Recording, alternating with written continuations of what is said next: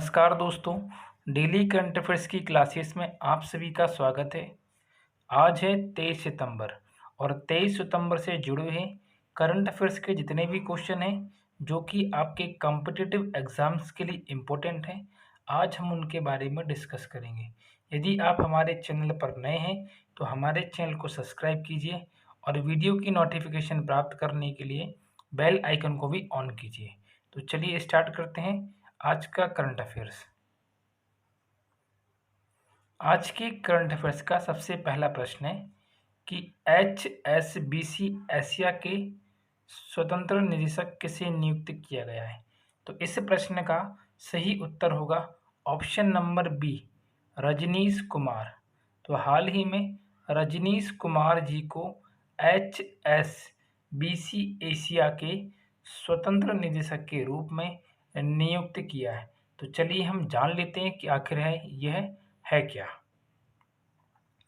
HSBC Asia के स्वतंत्र निदेशक के रूप में रजनीश कुमार जी नियुक्त किए गए हैं। HSBC का फुल फॉर्म है हांगकांग शंघाई बैंक कॉरपोरेशन। इसकी स्थापना 1865 में की गई थी और इसका जो हेडक्वार्टर वह कहाँ पर है, लंदन में है। और इनके CEO कौन है, पीटर बाम। तो ये जो बैंक का कॉरपोरेशन है इसके जो निदेशक हैं वो कौन बनाए गए, रजनीश कुमार। तो ये बात आपको इसमें याद रखना है। चलिए आगे बढ़ते हैं। अगला प्रश्न है कि हाल ही में IIT मद्रास ने ई कचरा प्रबंधन के लिए एक मॉडल विकसित किया है। तो हमें इस मॉडल का नाम बताना है कि ये मॉडल क्या है। तो हाल ही में IIT मद्रास ने ई सोर्स नामक इलेक्ट्रॉनिक वेस्ट को कम करने के लिए इस वाले मैनेजमेंट को स्टार्ट किया। तो इनके मॉडल का नाम क्या है, ई सोर्स। तो ऑप्शन नंबर डी इसका सही आंसर होगा। चलिए इसके बारे हम कुछ महत्वपूर्ण बिंदुओं को जान लेते हैं। सबसे पहले आपको यही बात याद रखना है कि ई कचरे की समस्या के समाधान के लिए IIT मद्रास ने एक डिजिटल प्लेटफॉर्म जिसका नाम क्या, ई सोर्स की शुरुआत की है। देखिए इसका जो पहल किया गया है, इसकी जो पहल का जो नेतृत्व है जर्मन और भारतीय सरकारों की पहल पर 2010 में IIT मद्रास में स्थित एक केंद्र, इसका नाम क्या है, इंडो जर्मन, मतलब भारत और जर्मनी दोनों का साथ में सेंटर फॉर सस्टेनेबिलिटी द्वारा किया जा रहा है। तो आपको ये बात याद रखना है कि इस ई वेस्ट से निपटने के लिए 2010 में भारत और जर्मनी एक साथ आए थे। ठीक है, यदि आपसे पूछें कि IIT मद्रास कहाँ पर स्थित है, तो जो चेन्नई है, चेन्नई जो शहर है वहाँ पर IIT मद्रास उपस्थित है, यहाँ पर स्थित है। ठीक है, तो इतनी बात आपको इसमें याद रखना है। चलिए नेक्स्ट क्वेश्चन की बात करते हैं। अगला प्रश्न है कि हाल ही में किस राज्य ने मसाला पार्क स्थापित करने की घोषणा की है। तो हाल ही में तमिलनाडु ने, किसने, तमिलनाडु राज्य ने मसाला पार्क स्थापित करने की घोषणा की है। तो ऑप्शन नंबर सी इस प्रश्न का सही उत्तर होगा। चलिए इसके बारे में हम कुछ बिंदुओं को जान लेते हैं। तो तमिलनाडु सरकार ने चिक्कामगलुरु नामक जिले में मसाला पार्क को स्थापित करने की घोषणा की है। कौन से जिले में की है, चिक्कामगलुरु। ठीक है, क्योंकि यहाँ पर सबसे ज़्यादा मसालों का उत्पादन किया जाता है। यदि बात करें हम कर्नाटका की, तो इसकी राजधानी क्या है, बेंगलुरु। यहाँ के राज्यपाल कौन है, थावर चंद गहलोत जी। मुख्यमंत्री कौन है, बसवराज बोम्मई। और यहाँ के मुख्य न्यायाधीश का नाम क्या है, अभय श्रीनिवासन ओका। और आपको एक बात और इसमें याद रखना है कि जो इंडियन स्पेस रिसर्च ऑर्गेनाइजेशन है, जिसे हम क्या बोलते हैं, इसरो, भारत की जो स्पेस एजेंसी है उसका हेडक्वार्टर भी कहाँ पर है, बेंगलुरु में है। तो इतनी बात हमें इसमें याद रखना है हमारे एग्जाम्स के लिए। चलिए अगले क्वेश्चन की तरफ हम आगे बढ़ते हैं। अगला क्वेश्चन है कि राष्ट्रीय शिक्षा नीति 2020 को लागू करने वाला भारत का दूसरा राज्य कौन सा है। देखिए इस नीति को लागू करने वाला भारत का दूसरा राज्य कौन सा है, मध्य प्रदेश। कौन सा है, मध्य प्रदेश। और यदि आपसे पहला राज्य पूछा जाए तो आंसर क्या होगा? कर्नाटक। इस नीति को लागू करने वाला भारत का पहला राज्य कौन सा है? कर्नाटक। और सेकंड कौन सा है? मध्य प्रदेश। तो दोनों बातें आपको इसमें याद रखना है। अब हम इसमें विस्तार से जान लेते हैं कि आखिर ये शिक्षा नीति क्या होती है। देखिए यहाँ पर मैंने मिसप्रिंट कर दिया ये केरल, तो केरल को काटकर आप यहाँ पे क्या लिख लेंगे? कर्नाटक लिख लेना, ठीक है, क्योंकि वहाँ पे आंसर सही होता है लेकिन यहाँ पे मिसप्रिंट हो गया है। तो पहला वाला कर्नाटक है, दूसरा वाला कौन सा है? एमपी है। चलिए अब हम इसमें जानते हैं कि आखिर ये भारतीय शिक्षा की विकास यात्रा किस प्रकार से रही है, जिसको हम पढ़ते हैं भारतीय शिक्षा नीति। देखिए सुनिए आप जरा ध्यान से। सर्वप्रथम राष्ट्रीय शिक्षा नीति 1968 में 1968 में स्टार्ट की गई थी। अब इसको स्टार्ट करने के लिए एक आयोग आया था जिसका नाम क्या था? स्वतंत्र भारत में पहली शिक्षा नीति 1964 और 1966 की सिफारिशों के आधार पर इसको इस्टेब्लिश किया गया था, ठीक है। इसमें 14 वर्ष की आयु तक के सभी बच्चों के लिए अनिवार्य शिक्षा का प्रावधान रखा गया था। तो सबसे पहली बात कि भारत में राष्ट्रीय शिक्षा नीति कब लागू की गई? पहली वाली तो 1968 में। और इसमें लक्ष्य क्या रखा गया कि 14 वर्ष तक के सभी बच्चों को शिक्षा देना अनिवार्य है, ठीक है। चलिए इसके बाद हम बात करते हैं। इसके बाद में 1986 में दूसरी राष्ट्रीय शिक्षा नीति का अनावरण किया गया। इस नीति ने प्राथमिक स्कूलों को बेहतर बनाने के लिए, जितने भी प्राइमरी स्कूल होते हैं उनको डेवलप करने के लिए एक ऑपरेशन स्टार्ट किया। इसका नाम क्या है? Operation black board. ये क्वेश्चन बहुत बार एग्जाम में पूछा जाता है कि ऑपरेशन ब्लैक बोर्ड किससे संबंधित है? तो प्राथमिक स्कूलों को बेहतर बनाने से संबंधित है कौन सा? Operation black board. और इसे कब लागू किया गया था? 1986 में, जब राष्ट्रीय शिक्षा नीति दूसरी बार लॉन्च की गई थी। इस नीति ने इंदिरा गांधी राष्ट्रीय मुक्त विश्वविद्यालय के साथ ओपन यूनिवर्सिटी प्रणाली का भी विस्तार किया था। इम्पोर्टेंट वाला पॉइंट आपका एक ये है और दूसरा वाला पॉइंट आपका ये है, तो दोनों बातें आपको इसमें याद रखना है। इसके बाद फिर क्या हुआ? राष्ट्रीय शिक्षा नीति 1992 आई, मतलब 1992 में। अब ये वाली जो नीति थी यह पूरी तरीके से राष्ट्रीय शिक्षा नीति 1986 का संशोधित रूप था, मतलब उसी में कुछ मॉडिफाई कर दिया गया और इसको नाम क्या दे दिया? राष्ट्रीय शिक्षा नीति 1992। और इसमें काम किया गया, इसमें पहली बार भारत में राष्ट्रीय स्तर पर संयुक्त प्रवेश परीक्षा, जिसे अपन बोलते हैं जेई, आईआईटी वगैरह में एग्जाम देने के लिए या एंट्रेंस एग्जाम के लिए। उसके बाद अखिल भारतीय इंजीनियरिंग प्रवेश परीक्षा AIEEE पहले हुआ करती थी NIT कॉलेज को एडमिशन करने के लिए। साथ ही स्टेट लेवल पर स्टेट इंजीनियरिंग का जो एंट्रेंस एग्जाम होता है जैसे PET वगैरह, PMT वगैरह, तो वो सब इसमें आते थे। तो इसमें जो महत्वपूर्ण बात है वही क्या है कि 1986 का संशोधित रूप क्या है? भारतीय राष्ट्रीय शिक्षा नीति 1992। और इसमें जितनी भी अखिल भारतीय एंट्रेंस एग्जाम की सेवाएं होती हैं उनको पहली बार स्टार्ट किया गया था, ठीक है। चलिए हम बात करते हैं वर्ष 2020 की राष्ट्रीय शिक्षा नीति के बारे में। राष्ट्रीय शिक्षा नीति 2020 जो कि अभी रिसेंटली लॉन्च की गई है, ठीक है। इस नीति को लॉन्च करने वाला भारत का पहला राज्य कर्नाटक, दूसरा मध्य प्रदेश। देखिए इस नीति में केंद्र और राज्य की सरकारें आपस में मिलकर शिक्षा के क्षेत्र पर देश की कुल GDP का 6% हिस्सा खर्च करने का लक्ष्य रखा है। मतलब पूरे एजुकेशन पर जो भी इंडिया का पूरा GDP है उसका 6% बांट कहाँ जाएगा? एजुकेशन के लिए।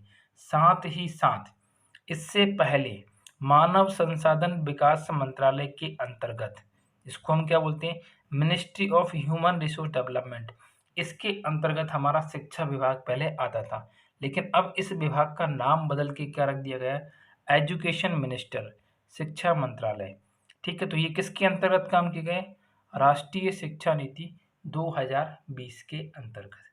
तो राष्ट्रीय शिक्षा नीति से संबंधित इतनी बातें आपको याद रखना है कि पहली बार कब स्टार्ट की गई और बीच में इनमें क्या क्या अलग अलग चेंजेस किए गए। एग्जाम के लिए बहुत ज़्यादा इंपॉर्टेंट है, यहाँ से हमेशा क्वेश्चन आपके एग्जाम में पूछता है। ठीक है, चलिए आगे बढ़ते हैं। अगला प्रश्न है कि अंतर्राष्ट्रीय जलवायु शिखर सम्मेलन ICS 2020-21 की मेजबानी कौन सा देश करेगा? तो इसकी मेजबानी कौन करेगा? भारत। तो ऑप्शन नंबर बी इसका सही उत्तर हो जाएगा। चलिए इसके बारे में कुछ बातें हम जान लेते हैं। मार्च 2021 में यह सम्मेलन वर्चुअली रूप से आयोजित हुआ था, लेकिन बाद में इसका आयोजन फिर से किया गया, अभी रिसेंटली सितंबर में किया गया। ठीक है, अब 22 के लिए भी कहा जा रहा है आपसे। इस शिखर सम्मेलन में हाइड्रोजन इकोसिस्टम को मजबूरी करने पर जोर दिया गया। सॉरी, मजबूरी नहीं होगा, ये मंजूरी होगा यहाँ पर। ठीक है, हाइड्रोजन इकोसिस्टम को मंजूरी देने पर जोर दिया गया, और इस का जो आयोजन किया गया वह भारत के नीति आयोग, भारत सरकार के सभी मंत्रालय और विभागों के द्वारा इसको होस्ट किया गया। ठीक है, और इस पूरे सम्मेलन में नॉर्वे देश भारत के साथ में भागीदार देश बना। ठीक है, तो ये बात भी आपको इसमें याद रखना है। चलिए आगे बढ़ते हैं। अगला प्रश्न है कि हाल ही में स्टेट बैंक ऑफ इंडिया ने भारत की किस झील पर तैरता हुआ ATM स्थापित किया है? तो इस प्रश्न का सही उत्तर होगा डल झील। श्रीनगर में उपस्थित डल झील के ऊपर स्टेट बैंक ऑफ इंडिया ने एक तैरता हुआ ATM स्थापित किया है। तो ऑप्शन नंबर डी इसका सही आंसर होगा। चलिए इसके बारे में हम कुछ बिंदुओं को जान लेते हैं। यदि आपसे क्वेश्चन पूछे कि भारत का पहला तैरता हुआ ATM कहाँ पर स्थापित किया गया था, तो आंसर क्या होगा? केरल। केरल में कहाँ पर? झकार झील में शुरू किया गया था। और अभी रिसेंटली कहाँ स्टार्ट किया गया है? श्रीनगर की डल झील पर। अब देखो, जम्मू कश्मीर में इतने ज़्यादा डेवलपमेंट क्यों किए जा रहे हैं? क्योंकि अभी आप जानते हैं कि वहाँ पे 2019 में 370 आर्टिकल को हटाने के बाद में अलग अलग जो सेक्टर हैं वह अपने अपने डेवलपमेंट्स को स्टार्ट कर रहे हैं, तो इसलिए यहाँ पे हर एक चीज़ की क्या हो रही है? बहुत ज़्यादा चर्चा में आ रही है। यदि हम बात करें SBI के बारे में, तो SBI की स्थापना 1955 में की गई थी। इसका मुख्यालय कहाँ पर है? मुंबई में। और इसके चेयरमैन कौन है? दिनेश कुमार सारा। तो आपको कम से कम इसमें इतनी बातें याद रखना है। चलिए अब आगे बढ़ते हैं हम इसमें। देखिए वीडियो थोड़ा लेंदी हो रहा है, थोड़ा बड़ा भी हो रहा है, लेकिन आप इसको ठीक से और अच्छे से पढ़िएगा, क्योंकि आपके एग्ज़ाम के लिए बहुत ही इंपॉर्टेंट फैक्ट्स हैं जो कि आपके साथ यहाँ पे डिस्कस किए जा रहे हैं। और वीडियो को साथ में शेयर भी कर दिया करो कि ज़्यादा से ज़्यादा लोगों तक पहुँचे, तो वो आपका थोड़ा एक सपोर्ट रहेगा हमारे लिए। तो आप कोशिश करिएगा इसको करने का। चलिए अगला क्वेश्चन करते हैं अपन। अगला प्रश्न है कि एडिडास ने अपने स्टे इन प्ले अभियान के लिए किस खिलाड़ी को चुना है? तो इस प्रश्न का सही उत्तर क्या होगा? मीराबाई चानू। भारत की जो भारोत्तोलन है, जिनको अपन क्या बोलते हैं, वेट लिफ्टर, तो इन्होंने अभी ओलंपिक के जो 2020 ओलंपिक हुआ है उसमें रजत पदक जीता है। ठीक है, तो इन्हीं को हाल ही में एडिडास ने क्या किया है? अपने स्टे इन प्ले अभियान का शामिल किया गया, उसके लिए इन्होंने उसको इलेक्ट किया है। ठीक है, तो इस क्वेश्चन का सही आंसर क्या होगा? Option number D. चलिए इसके बारे में आगे कुछ बातें हम जान लेते हैं। यदि आपसे पूछा जाता है एडिडास के बारे में, तो एडिडास कहाँ की कंपनी है? जर्मनी की कंपनी है। स्थापना कब हुई थी? 1949 में। इन्होंने क्या किया है? भारत की जो खिलाड़ी हैं, इनका नाम क्या है? मीराबाई चानू, इनको अपने इस अभियान में के लिए इलेक्ट किया है। यदि आपसे पूछें कि जो मीराबाई चानू ये कहाँ की निवासी है, तो आंसर क्या होगा? मणिपुर राज्य की ये निवासी हैं, और इन्होंने ओलंपिक 2020 टोक्यो में रजत पदक भी जीता है। तो ये बात आपको इसमें याद रखना है। चलिए आगे बढ़ते हैं हम। अगला प्रश्न है आपके लिए कि हाल ही में वर्ष 2030 तक किस राज्य ने 100% साक्षरता हासिल करने का लक्ष्य रखा है? मतलब हमें बताना है ऐसे स्टेट के बारे में जो आने वाले इस टाइम तक 100% जो एजुकेशन का जो साक्षरता का रेट है उसको कंप्लीट करने वाला है, उसको कंप्लीट करने का लक्ष्य रखा है। तो इस प्रश्न का सही उत्तर क्या होगा? नागालैंड। Option number A. तो नागालैंड राज्य ने 2030 तक यह घोषणा की है कि हम 2030 तक 100% साक्षरता को हासिल करेंगे। ठीक है, तो ऑप्शन नंबर ए इसका सही आंसर होगा। चलिए नागालैंड के विषय में हम कुछ बातें जान लेते हैं। यदि हम बात करते हैं नागालैंड राज्य की, तो इसकी राजधानी क्या है? कोहिमा। यहाँ के राज्यपाल कौन है? जगदीश मुखी जी। यहाँ के मुख्यमंत्री कौन है? नेफियू रियो। यहाँ के मुख्य न्यायाधीश कौन है?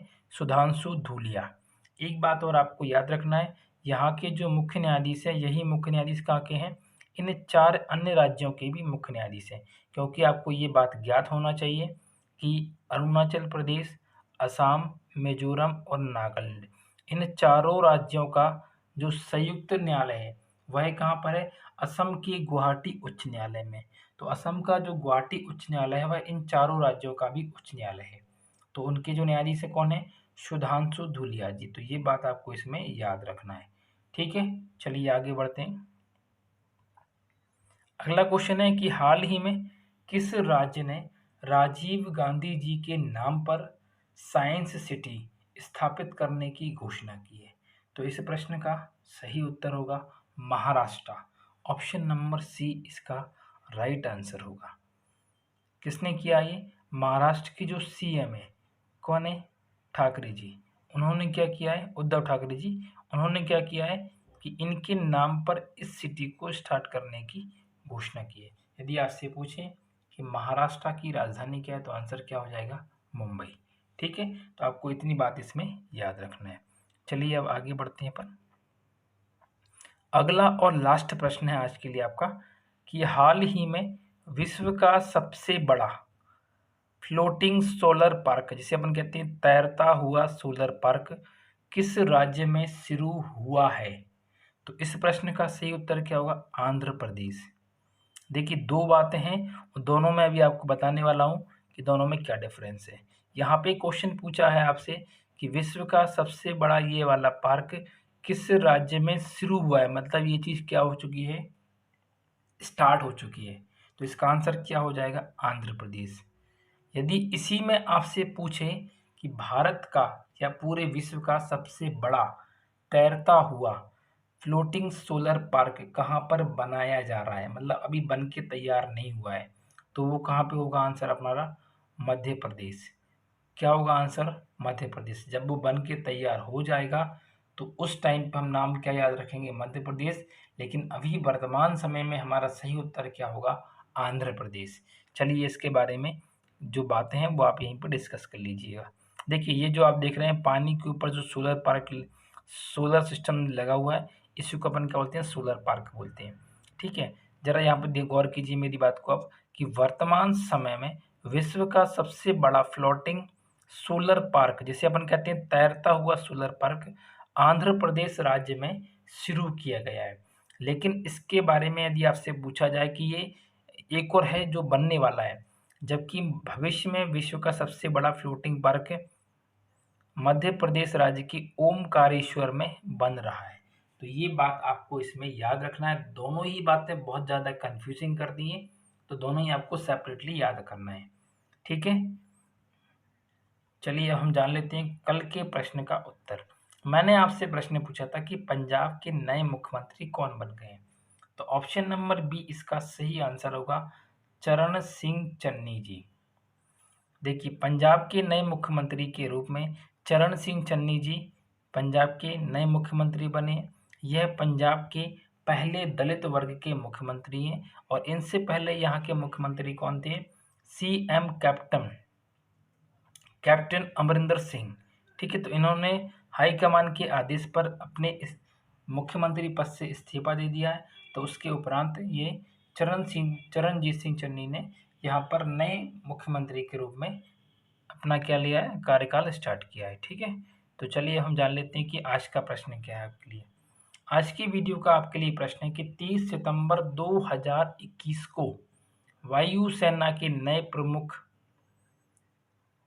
कौन बनाए जाएंगे? तो 4 ऑप्शन है। Option number first BR Chaudhary, option number second RKS Bhadauria ji, third है सुनील लामा जी और फोर्थ है विक्रम सिंह। तो सही उत्तर आपको कमेंट करके कमेंट में बताना है कि इन चारों में से इसका सही उत्तर क्या होगा। ठीक है, और जो भी अपन ने पूरा कंप्लीट वीडियो पढ़ा है, यदि आप इसका पूरा पीडीएफ निकाल के पढ़ते हैं, तो उसका जो आंसर शीट रहेगा वो आपको इसमें यहाँ पर ईज़िली प्रोवाइड कर दिया जाएगा या इसमें आपको ईज़िली मिल जाएगा, ठीक है? और इसका पूरा जो पीडीएफ रहेगा वो आपको डिस्क्रिप्शन में दे ही देते हैं हम आपको, और डिस्क्रिप्शन में नहीं मिलता तो आप टेलीग्राम ग्रुप को ज्वाइन करके वहाँ से भी आप इसकी पीडीएफ को डाउनलोड कर सकते हैं, ठीक है? वीडियो को ज़्यादा से ज़्यादा शेयर कीजिए और सबके साथ शेयर कीजिए, जिससे कि ज़्यादा से ज़्यादा लोगों तक इसका जो इन्फॉर्मेशन है वह ईज़िली पहुँच सके, ठीक है? तो आज के लिए इतना ही, मिलते हैं हम एक करंट अफेयर्स की नई वीडियो में, तब तक के लिए नमस्कार, धन्यवाद।